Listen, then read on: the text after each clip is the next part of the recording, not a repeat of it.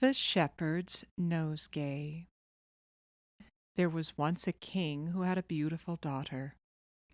When it was time for her to get a husband, the king set a day and invited all the neighboring princes to come and see her. One of the princes decided that he would like to have a look at the princess before the others, so he dressed himself in a shepherd's costume, a broad-brimmed hat, a blue smock, a green vest, tight breeches to the knees, thick woolen stockings, and sandals. Thus disguised, he set out for the kingdom where the princess lived. All he took with him were 4 loaves of bread to eat on the way.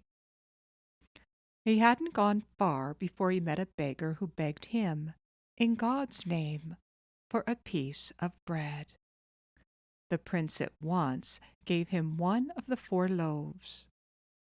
A little farther on, a second beggar held out his hand and begged for a piece of bread. To him the prince gave the 2nd loaf. To the 3rd beggar he gave the 3rd loaf, and to the 4th beggar the last loaf. The 4th beggar said to him, "Prince, in shepherd's guise, your charity will not go unrewarded. Here are 4 gifts for you, 1 for each of the loaves of bread that you have given away this day. Take this whip, which has the power of killing anyone it strikes, however gentle the blow. Take this beggar's wallet. It has in it some bread and cheese, but not common bread and cheese, for, no matter how much of it you eat, there will always be some left. Take this shepherd's axe. If ever you have to leave your sheep alone, plant it in the earth, and the sheep, instead of straying, will graze around it. Last, here is a shepherd's pipe. When you blow upon it, your sheep will dance and play. Farewell, and good luck go with you." The prince thanked the beggar for his gifts, and then trudged on to the kingdom where the beautiful princess lived. He presented himself at the palace as a shepherd in quest of work, and he told them that his name was Jan. The king liked his appearance, and so the next day he was put in charge of a flock of sheep which he drove up the mountainside to pasture.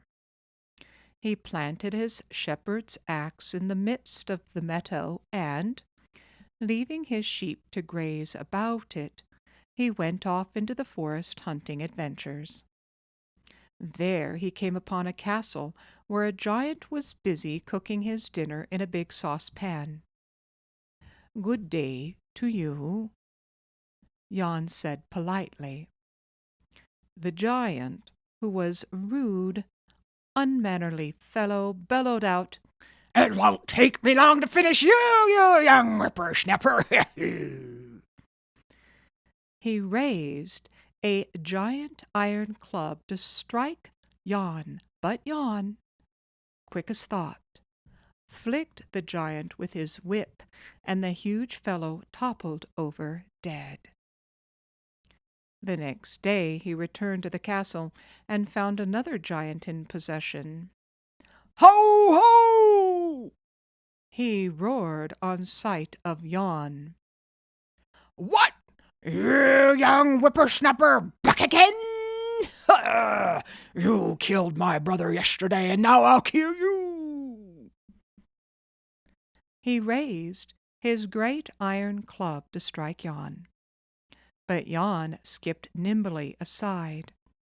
Then he flicked the giant with his whip, and the huge fellow toppled over dead. When Jan returned to the castle the 3rd day, there were no giants about. When Jan returned to the castle the 3rd day, there were no more giants about. So he wandered from room to room to see what treasures were there. In one room he found a big chest. He struck it smartly, and immediately 2 burly men jumped out and, bowing low before him, said, "What does the master of the castle desire?"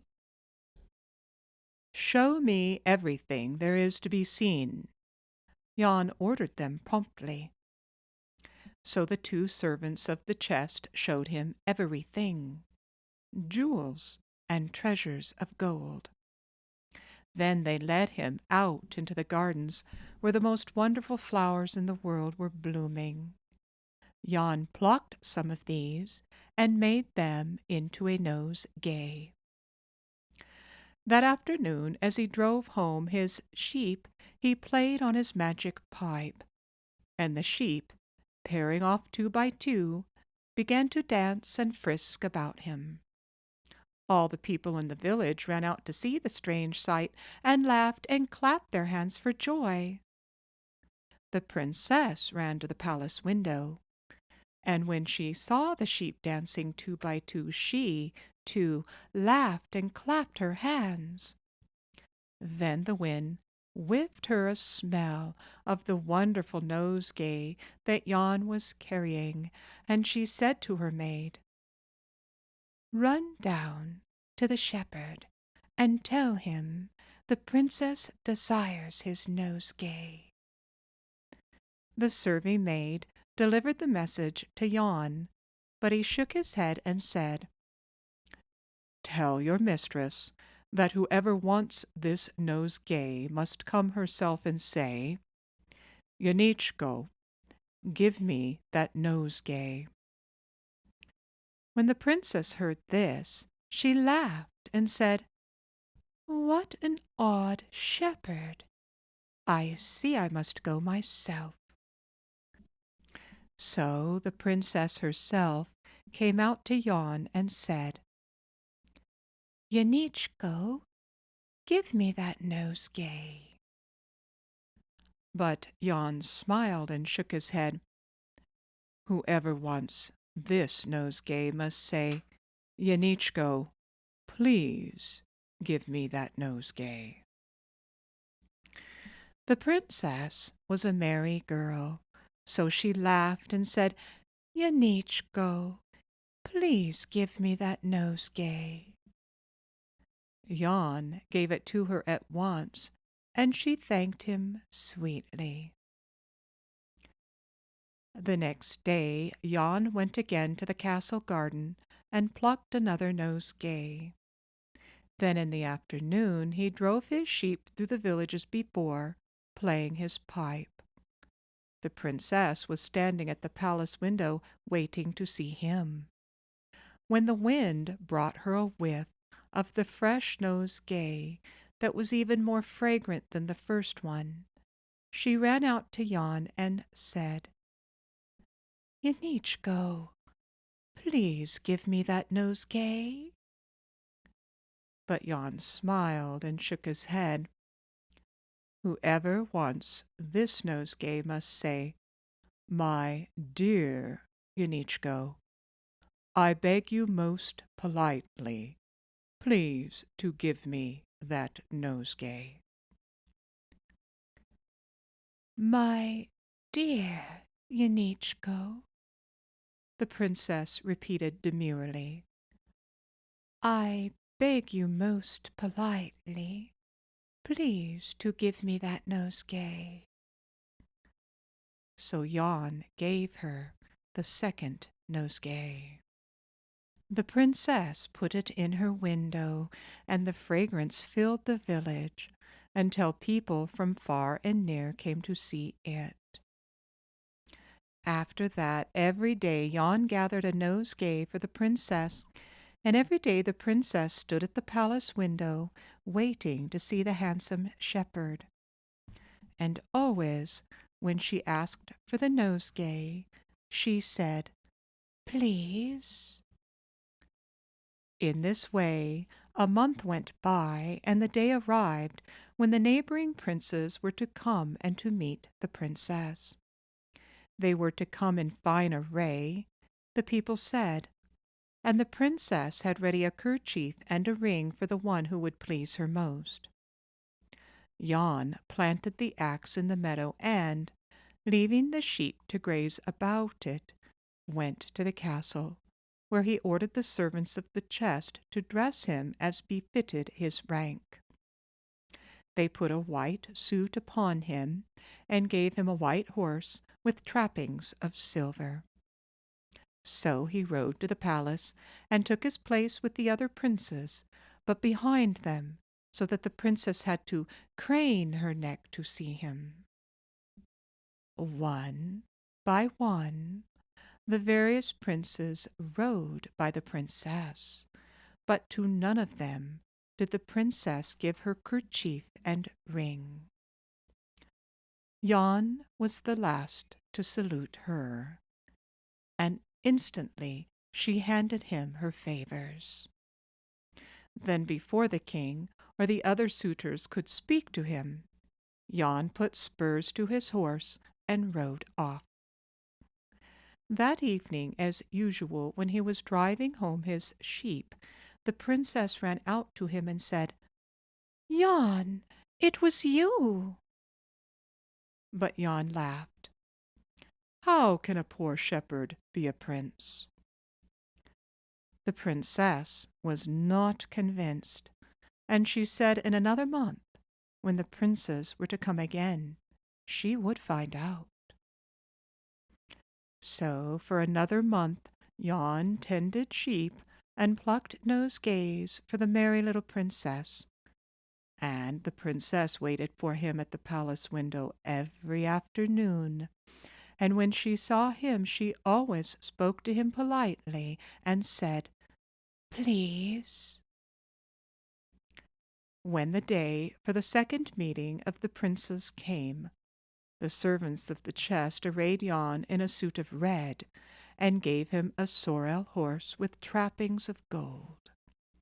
Jan again rode to the palace, and took his place with the other princes, but behind them, so that the princess had to crane her neck to see him. Again the suitors rode by the princess one by one, but at each of them she shook her head impatiently and kept her kerchief and ring until Jan saluted her. Instantly the ceremony was over. Jan put spurs to his horse and rode off, and, although the king sent after him to bring him back, Jan was able to escape. That evening, when he was driving home his sheep, the princess ran out to him and said, "Yanichko, it was you.